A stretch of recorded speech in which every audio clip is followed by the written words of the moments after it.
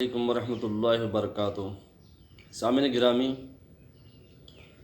سننے کے لیے، آواز کے سننے کے لیے ضروری ہے کوئی الفاظ ہوں، حروف ہوں اور کوئی صوت ہو، کوئی آواز ہو، تبھی کان جو ہے سنتے ہیں۔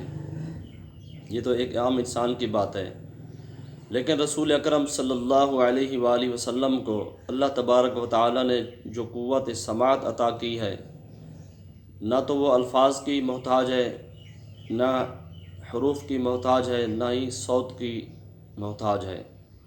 اللہ تبارک و تعالیٰ کے رسول مکرم صلی اللہ علیہ وسلم بغیر الفاظ کے اور بغیر حرف کے اور بغیر صوت کے بھی سن لیتے تھے۔ حدیث شریف میں آتا ہے کہ ایک یہودیہ عورت نے آقا دو جہاں صلی اللہ علیہ وآلہ وسلم کو دعوت کی اور بکری کا گوشت اس نے پکایا، روسٹ کیا اور اس گوشت میں زہر ملا دیا، اور خصوصاً زیادہ زہر جو ہے بکری کی اگلی ٹانگوں میں ملایا، کیونکہ اس کو پتہ تھا کہ رسول اکرم صلی اللہ علیہ وآلہ وسلم جو ہے بکری کی اگلی ٹانگوں کا گوشت جو ہے شوق سے تناول فرماتے ہیں۔ تو اس عورت نے دعوت کی اور اس گوشت میں زہر ملا دیا۔ رسول اکرم صلی اللہ علیہ وآلہ وسلم اور صحابہ کرام رضوان اللہ تعالیٰ علیہم اجمعین جب اس دعوت پر گئے اور کھانا کھانے لگے تو آقا دو جہاں صلی اللہ علیہ وآلہ وسلم نے فرمایا کہ ارفعوا ایدیکم، اے میرے صحابہ ہاتھ اٹھا لو اور کھانا نہ کھاؤ۔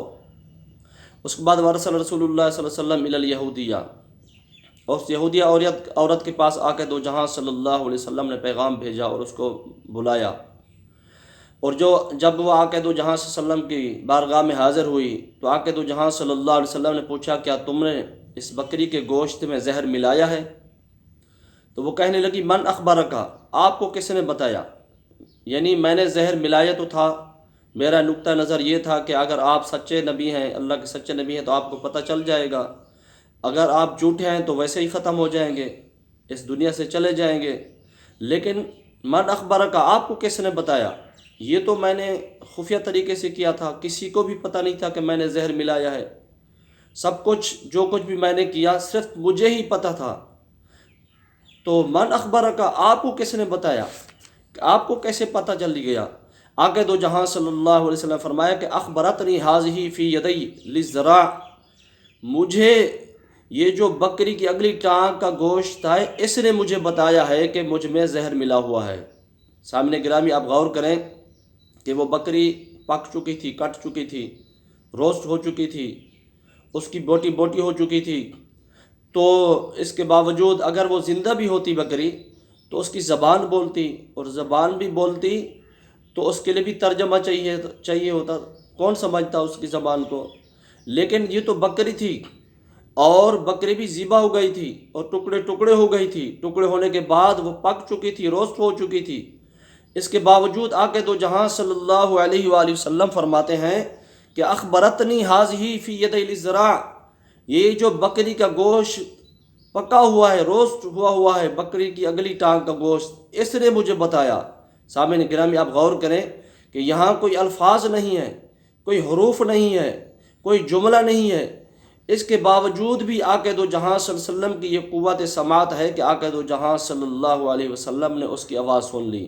یہ ہے عام بندے کی قوت سماعت اور رسول اکرم صلی اللہ علیہ وسلم کی قوت سماعت میں فرق، کہ عام انسان کے سننے کے لیے الفاظ چاہیے، حروف چاہیے، کوئی جملہ چاہیے، کوئی صوت، کوئی آواز چاہیے، تب جا کے ایک عام انسان جو ہے سن سکتا ہے۔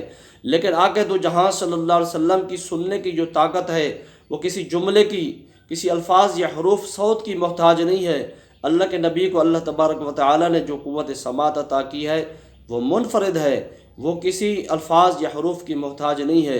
یہ ہے آقا دو جہاں صلی اللہ علیہ وسلم کی قوت سماعت اور ایک عام انسان کی قوت سماعت میں فرق۔